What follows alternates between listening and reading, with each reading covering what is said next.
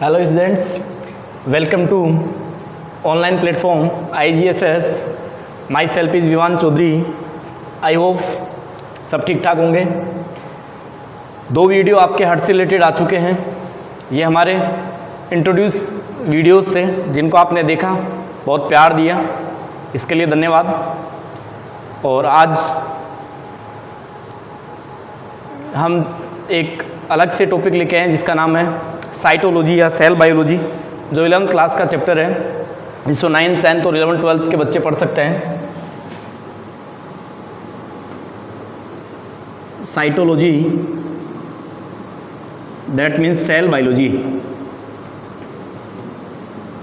Cell biology. तो students start करते हैं टॉपिक आज सेल से. बहुत ही इम्पोर्टेंट टॉपिक है नीट्स के लिए, एम्स के लिए, और बहुत सारे कंपटीशंस हैं. जनरल साइंस से रिलेटेड भी टॉपिक है ये. तो स्टार्ट करते हैं अपन. What is cell? सेल क्या है? देखो इस दिन जैसे अपना बॉडी है,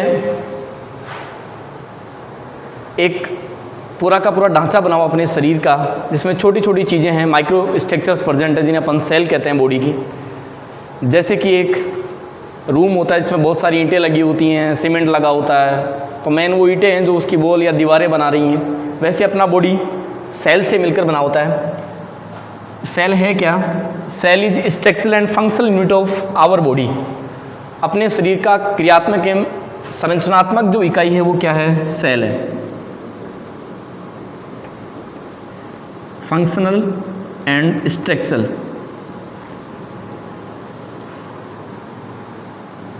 function and structural unit of our body. अपने शरीर का क्रियात्मक एवं संरचनात्मक इकाई क्या है? सेल है. सेल अपने बॉडी की स्मॉलेस्ट यूनिट है, सबसे छोटी इकाई है जिससे अपना शरीर मिलकर बना होता है. तो कोशिका क्या है? सब शरीर की सबसे स्मॉलेस्ट यूनिट, शरीर की सबसे छोटी इकाई, जो क्रियात्मक एवं संरचनात्मक इकाई भी होती है, यानी बॉडी के काम भी करती है और बॉडी का स्ट्रक्चर भी बनाने का कार्य करती है. बहुत सारे एनिमल्स होते हैं, उनमें बॉडी सेल से स्टार्ट होती है. जब बहुत सारी सेल्स एक जगह ग्रुप में काम करने लग जाएं, एक जैसा काम करने लग जाएं, तो टिश्यूज़ में कन्वर्ट हो जाती हैं. टिश्यूज़ से ऑर्गन बनते हैं, ऑर्गन से पूरे बॉडी का सिस्टम बनता है. मतलब ये बॉडी ऑर्गेनाइजेशन है एनिमल्स का. वेरियस टाइप्स जो एनिमल्स होते हैं उनमें बॉडी ऑर्गेनाइजेशन है ये. जैसे बहुत सारे एनिमल्स हैं उनमें केवल बॉडी सेल की बनी होती है, तो सेलुलर लेवल को शो करते हैं. जिनमें बहुत सारी सेल्स ग्रुप में मिलकर टिश्यूज़ बना देती हैं, तो टिश्यू लेवल को शो करते हैं. जिनमें टिश्यूज़ होते हैं स्टूडेंट्स, वो टिश्यूज़ मिल जाते हैं तो एक जैसा काम करते हैं, तो क्या बन जाते हैं? ऑर्गन बन जाते हैं. और ऑर्गन जब बन जाते हैं तो उसे बोल देते हैं सिस्टम, और सिस्टम से पूरे बॉडी का क्या हो जाता है? फॉर्मेशन. तो जो भी ऑर्गेनिजम्स हैं या एनिमल्स हैं उनमें शरीर का लेवल होता है, एक बॉडी ऑर्गेनाइजेशन होता है, शारीरिक संगठन होता है. अगर मान लीजिए किसी एनिमल्स में केवल सेल हैं तो वो सेलुलर लेवल को दर्शाएगा, कोशिका के स्तर को. और जैसे अमीबा है, पैरामीशियम है, जिनमें केवल टिश्यूज़ होंगे वो टिश्यू लेवल को शो करेगा, और जिनमें केवल ऑर्गन होंगे वो अंग स्तर या ऑर्गन लेवल को शो करेगा, और जिसमें सिस्टम है वो सिस्टम लेवल को शो करेगा. तो मानव बॉडी होता है वो ऑर्गन सिस्टम लेवल का होता है, यानी सिस्टम और अंग इसमें दोनों पाए जाते हैं और अपना उसका शरीर बनता है. तो ये तो होगी cell. Cell is the structural and functional unit our body, और स्मॉलेस्ट यूनिट अपने शरीर का. साइटोलॉजी क्या है? साइटोलॉजी एक ब्रांच है बायोलॉजी का, जिसके अंदर अपन सेल्स की स्टडी करते हैं. सेल्स के फंक्शंस क्या होते हैं, सेल्स की स्ट्रक्चर कैसी होती है, इसका फिजियोलॉजी क्या है, ये जनन कैसे करती है, इन सब चीज़ों को अपन किसके अंदर पढ़ते हैं? साइटोलॉजी. यानी विज्ञान की एक ऐसी ब्रांच जिसके अंतर्गत अपन सेल्स की संरचनाओं का अध्ययन करें, सेल्स के बारे में पढ़ें, वो क्या है? साइटोलॉजी है.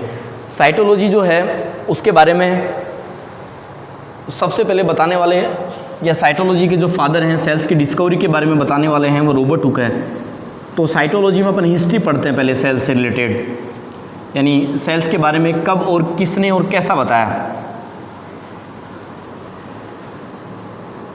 देखो जो सेल हैं वो अपने शरीर में भी हैं, और एक अमीबा में भी सेल है. अपने में बहुत सारी सेल्स हैं और अमीबा में केवल सिंगल सेल है. मीन्स ये वहाँ एनिमल सेल के बेस पर 2 टाइप के हो गए, यूनिसेलुलर एंड मल्टीसेलुलर. तो यूनिसेलुलर जिनमें केवल शरीर एक कोशिका से बना होता है वो यूनिसेलुलर है, जैसे ये प्रोक्यूटिक सेल है, इसके अलावा जो डायग्राम आपको बोर्ड पे दिख रहा है, इसके अलावा जिनमें मोर देन 1 सेल्स होती हैं, वह बहुत सारी सेल्स होती हैं, उन्हें बोलते हैं मल्टी सेलर एनिमल्स। से ह्यूमन बॉडी हो गई, प्लांट बॉडी हो गई, ये सब।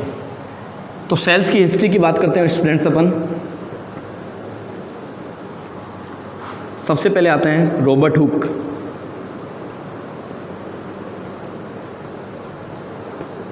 (1665) 1665 डेड सेल्स को इसने डिस्कवर किया था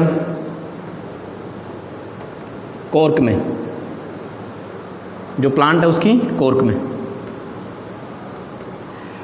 रॉबर्ट हुक है, 1665 में इन्होंने डेड सेल यानी मृत कोशिकाओं को खोजा था पेड़ की छाल में या कॉर्क में।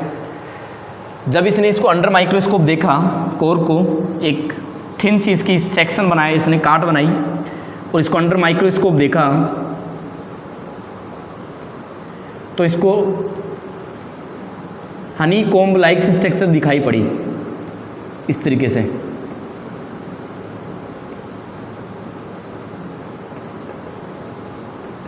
हनी कॉम्ब लाइक स्ट्रक्चर दिखाई पड़ी और इस स्ट्रक्चर का इसने नाम दिया सेल। सेलुला कहा था वैसे तो, बाद में जाकर इसे नाम पड़ा था सेल। उसी हनीकॉम्ब जैसी स्ट्रक्चर को जो दिखाई पड़ी उसका नाम रखा गया सेल, जिसे अपन कोशिका कहते हैं। तो जो डेड सेल है उसको सबसे पहले पेड़ की कॉर्क में खोजा था किसने? रॉबर्ट हुक ने 1665 में। इसके बाद जो रॉबर्ट हुक है इन्हें फादर ऑफ साइटोलॉजी कहा जाता है। क्या कहा जाता है? Father of cytology. Students, father of cytology जो हैं वो है रॉबर्ट हुक। 1665 में डेड सेल डिस्कवर करी इन्होंने पेड़ की कॉर्क में। जो हनी अंडर माइक्रोस्कोप जब स्टडी करी तो हनी कॉम्ब लाइक स्ट्रक्चर्स दिखाई पड़ी इसको, उनका नाम सेलुला रखा गया था। बाद में चल करके इसका नाम सेल पड़ा। इसके बाद लाइव सेल्स की डिस्कवरी हुई जिसकी खोज करी 1674 में अदर साइंटिस्ट थे Antony von Leeuwenhoek. Antony von Leeuwenhoek, इन्होंने भी अंडर माइक्रोस्कोप माइक्रोसेल्स जैसे स्पर्म यानी मानव शुक्राणु, बैक्टीरिया, ये जो सेल्स होती हैं साइनोबैक्टीरिया, स्पर्म, बैक्टीरिया, 1674 में एंटोनी वॉन लीवेनहॉक ने अंडर माइक्रोस्कोप स्टडी करी और ये सेल्स थी लाइव सेल्स। क्या सेल थी? Live cell. जबकि रॉबर्ट हुक ने कैसी सेल खोजी थी? Dead cell. तो एंटोनी वॉन लीवेनहॉक ने 1674 में लाइव सेल्स को डिस्कवर किया अंडर माइक्रोस्कोप। सेल्फ मेडेड था, स्पर्म लाइक्स बैक्टीरिया ऐसी सेल्स को देखा और जीवित कोशिकाओं की खोज करी। तो ये दो साइंटिस्ट हैं हिस्ट्री में, सेल की में, साइटोलॉजी में। रॉबर्ट हुक जिन्हें फादर ऑफ साइटोलॉजी कहा जाता है, डेड सेल्स डिस्कवर करी हैं। एंटोनी वॉन लीवेनहॉक, इन्होंने लाइव सेल्स को डिस्कवर किया है और जैसे स्पर्म, बैक्टीरिया, इन सबको देखा था इसने अंडर माइक्रोस्कोप। माइक्रो सेल्स की स्टडी करी थी, इसलिए इसको फादर ऑफ माइक्रोबायोलॉजी कहा जाता है। क्या कहते हैं स्टूडेंट्स इसे? Father of microbiology. फिर धीरे धीरे सेल्स की डिस्कवरी हुई, सेल्स के बारे में बताया गया हिस्ट्री में। ये दो साइंटिस्ट ने डेड सेल, लाइव सेल खोज दी गई। बट अभी भी एक सवाल, एक क्वेश्चन जब बाकी था कि सेल्स बनती कहाँ से हैं, कि बॉडी में नई सेल्स आती कहाँ से हैं। तो इसके लिए एक साइंटिस्ट थे रुडोल्फ विर्चोव। उन्होंने कहा कि live cells pre existing cells से आती हैं। दैट मीन्स पूर्ववर्ती कोशिकाओं से नई कोशिकाएं बनती हैं। ऐसा कहा था रुडोल्फ विर्चोव ने। उन्होंने कहा था कि बॉडी में जो नई कोशिकाएं हैं वो हमेशा पुरानी वाली कोशिका में डिवीजन होगा, विभाजन होगा, जिसे अपन सेल डिवीजन कहते हैं। और सेल डिवीजन के थ्रू यानी कोई भी सेल होगी, ओल्ड सेल होगी, वो अंडरगोज टू डिवीजन और इसके बाद वो न्यू सेल्स का क्या करेगी? फॉर्मेशन। ऐसा बताया रुडोल्फ विर्चोव ने। तो लाइव सेल खोज ली गई, डेड सेल खोज ली गई और सेल्स बनती कैसे हैं ये भी खोज लिया गया। तो सेल्स बनती कहाँ से और कैसे बनती हैं ये बताया था रुडोल्फ विर्चोव ने। किसने बनाया था? रुडोल्फ विर्चोव ने। देखो तो students, Rudolf विर्चोव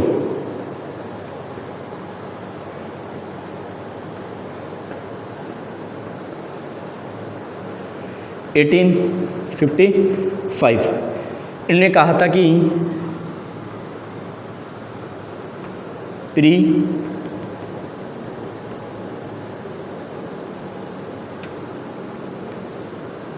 existing cells means पूर्ववर्ती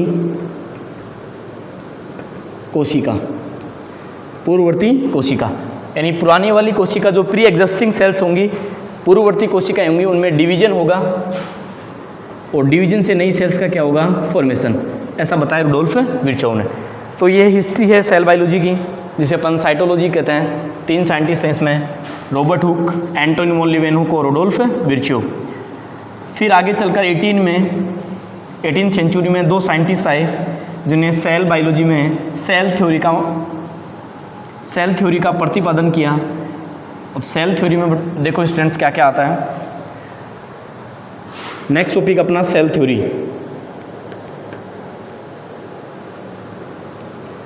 सेल थ्योरी मीन्स कोशिका सिद्धांत।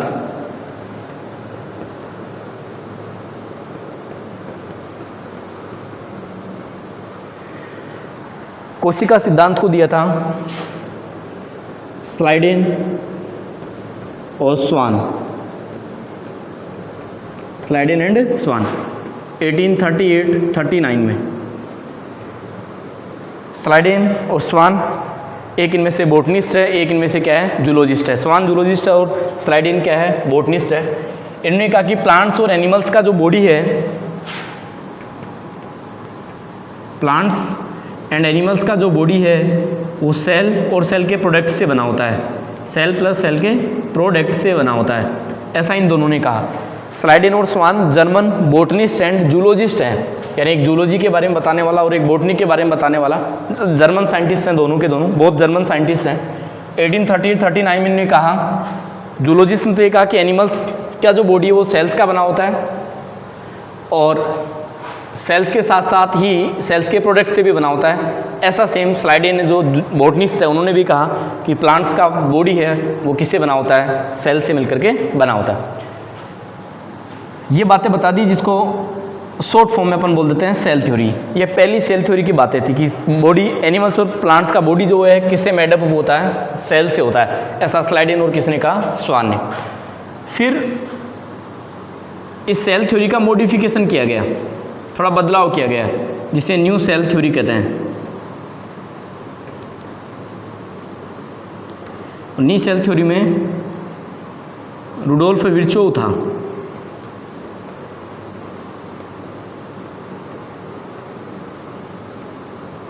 नेगली भी था, पुरकिंजे भी थे इसमें। ये 2-3 साइंटिस्टों ने मिलकर के न्यू सेल थ्योरी में, रुडोल्फ विर्चोव मेन था, इसके साथ साथ अन्य इसके सहयोगी भी थे, जिसमें आ जाता है रुडोल्फ विर्चोव के साथ साथ नेगेली के साथ पुरकिंजे। ये ऐसे साइंटिस्ट थे जिन्होंने सेल थ्योरी का मॉडिफिकेशन किया और न्यू सेल थ्योरी दी। न्यू सेल थ्योरी में क्या कहा, पहला पॉइंट तो यही रखा गया कि सेल्स में एनिमल्स और प्लांट्स की बॉडी किससे बनी होती है, सेल्स और सेल्स के प्रोडक्ट से। दूसरी बात इन्होंने बताई कि जो सेल हैं उसमें आनुवांशिक पदार्थ पाया जाता है, जेनेटिक मैटर पाया जाता है, और उस आनुवांशिक पदार्थ को सेल्स एक पीढ़ी से कहाँ ले जाती हैं, दूसरी पीढ़ी में लेकर के जाती हैं। यानी आनुवांशिक पदार्थों के ट्रांसफ़र का काम भी कौन करती है, सेल करती है, ऐसा इन्होंने बताया। तीसरी बात इसमें जोड़ दी कि नई कोशिकाओं का निर्माण हमेशा पूर्ववर्ती कोशिकाओं के विभाजन से होता है। जो प्री एग्जिस्टिंग सेल्स होंगी उन्हीं से नई कोशिका का क्या होगा, निर्माण होगा, ऐसा इन्होंने बताया। तो न्यू सेल थ्योरी में 1-2 बातें जोड़ दी गई कि बॉडी का, प्लांट्स और एनिमल्स की बॉडी है वो सेल्स और सेल्स के प्रोडक्ट से मिलकर बनी होती है। सेल्स में केंद्रक होता है, जेनेटिक मैटर पाया जाता है, आनुवांशिक पदार्थ, और आनुवांशिक पदार्थ को ये पीढ़ी दर पीढ़ी लेकर जाती हैं, यानी आनुवांशिकी की इकाई का काम करते हैं। यूनिट ऑफ जेनेटिक्स का काम भी कौन करती हैं, सेल्स। पुरानी कोशिकाओं का निर्माण, पुरानी कोशिकाओं से नई कोशिकाओं का निर्माण होता है। मीन्स प्री एग्जिस्टिंग जो सेल्स हैं वो डिवीजन करेंगी और स्टूडेंट्स डिवीजन के बाद वो नई सेल्स का क्या करेंगे, फॉर्मेशन करेंगे। ये था सेल थ्योरी जो स्लाइडेन और स्वान ने मॉडिफाइड किया, पुरकिंजे, नेगले और रुडोल्फ विर्चोव ने इसको मॉडिफाइड किया था। इसके बाद अपन देखते हैं सेल्स। टाइप ऑफ सेल्स देखते हैं। तो टाइप ऑफ सेल्स में दो टाइप की सेल्स प्रेजेंट हैं, या टाइप ऑफ सेल्स दो टाइप की सेल्स होती हैं, one of prokaryotic cells and second eukaryotic cells. पहली प्रोकैरियोटिक कोशिका और दूसरी यूकैरियोटिक कोशिका। पहली कौन सी स्टूडेंट्स? प्रोकैरियोटिक कोशिका और दूसरी है यूकैरियोटिक कोशिका।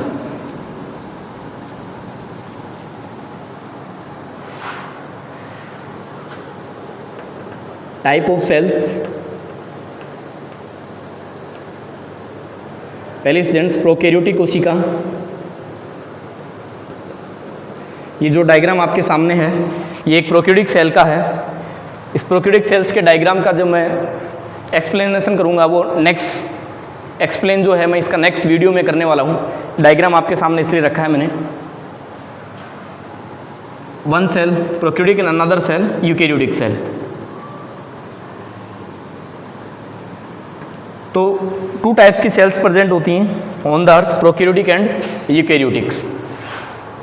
पहले प्रोकैरियोटिक्स का मीन समझ लेते हैं अपन। ये जो प्रोकैरियोटिक वर्ड है ये दो वर्ड से मेड ऑफ है ग्रीक भाषा के, प्रो प्लस कैरियन। इस सेंस प्रोस यानी होता है प्रिमिटिव,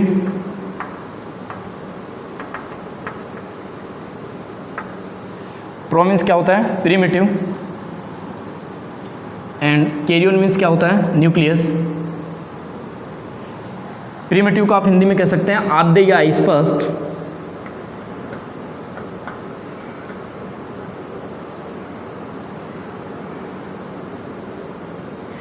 आद्य या अस्पष्ट, अनक्लियर।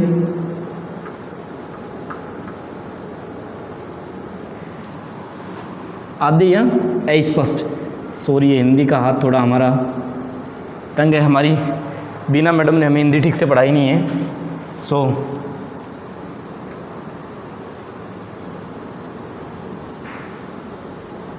बहुत प्रॉब्लम होती है मुझे बहुत सारे वर्डों में, पर थैंक यू बोलेंगे हम मैम का कि हमें थोड़ा बहुत हिंदी तो सिखाया है। तो pro plus karyon, primitive and nucleus. आद्य या अस्पष्ट और न्यूक्लियस मीन्स क्या होता है? केंद्रक। दैट मीन्स इस प्रकार की कोशिकाएं जिनमें केंद्रक या तो अनुपस्थित होना चाहिए या अस्पष्ट या फिर प्रेजेंट ही नहीं होगा, केंद्रक या अस्पष्ट प्रकार का होगा। अस्पष्ट का मतलब है अनक्लियर का मतलब है, प्रिमिटिव का मतलब है जो न्यूक्लियस होता है उसकी सराउंडेड न्यूक्लियर मेम्ब्रेन प्रेजेंट होती है। तो जब न्यूक्लियर मेम्ब्रेन नहीं होगी तो ये मैटर है ये बिखरा हुआ रहेगा, तो वो जब न्यूक्लियर मेम्ब्रेन एब्सेंट है तो वो प्रिमिटिव न्यूक्लियस है। तो इस प्रकार की सेल्स जिनमें आद्य या अस्पष्ट प्रकार का न्यूक्लियस पाया जाए और न्यूक्लियस के बाहर न्यूक्लियर मेम्ब्रेन मीन्स केंद्रक झिल्ली क्या हो? अनुपस्थित। केंद्रक झिल्ली क्या होनी चाहिए? अनुपस्थित। ऐसी सेल्स क्या कहलाती हैं? Prokaryotic cells. एग्जाम्पल इसमें बैक्टीरिया हो गया, माइकोप्लाज्मा हो गया, जो सबसे छोटा सेल है, स्मॉलेस्ट सेल है माइकोप्लाज्मा।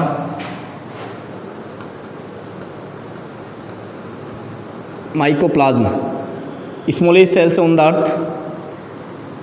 तंत्रिका है वो लॉन्गेस्ट सेल से सबसे लंबी कोशिका है, तंत्रिका सेल अपनी बॉडी की। और शुतुरमुर्ग का जो एग है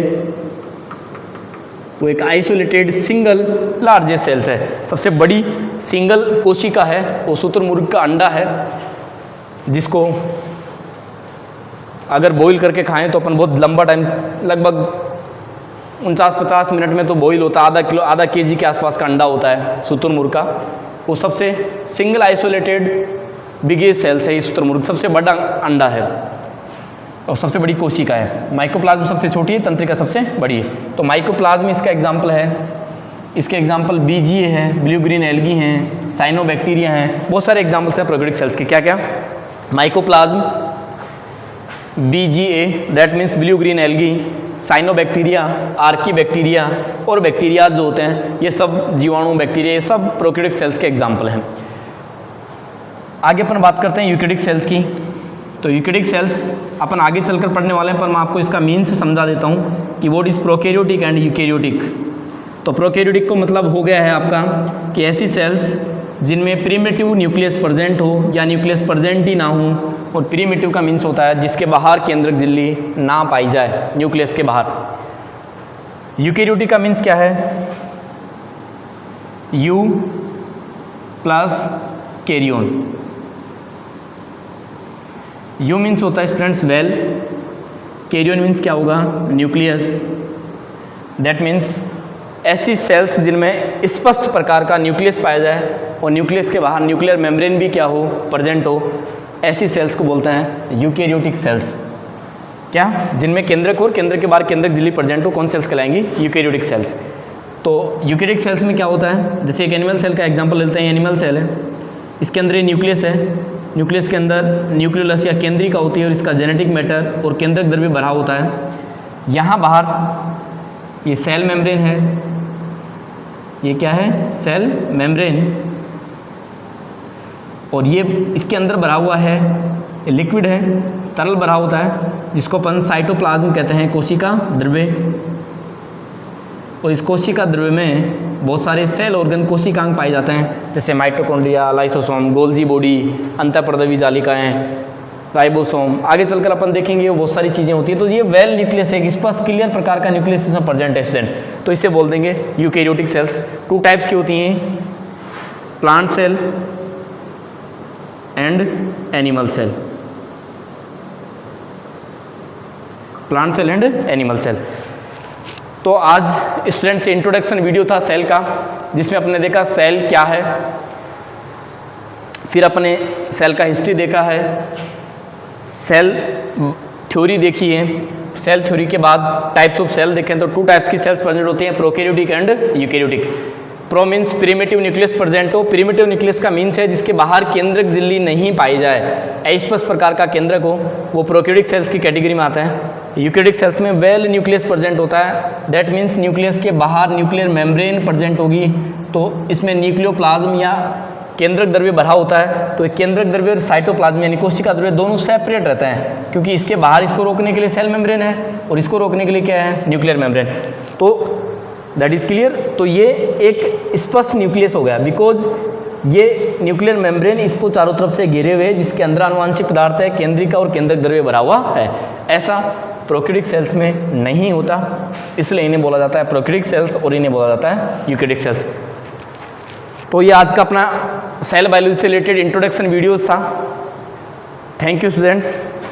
हमारे चैनल को आप सब्सक्राइब कीजिए, बेल आइकन का बटन प्रेस कीजिए, लाइक कीजिए, कमेंट कीजिए, और आपके कोई सजेशंस हों किसी भी टॉपिक को लेकर तो आप हमें दीजिए। एज ए पॉसिबल जहाँ तक हो सकेगा हम उसको आपके सामने लाने की कोशिश करेंगे, कुछ सुधार करने की कोशिश करेंगे। Thank you.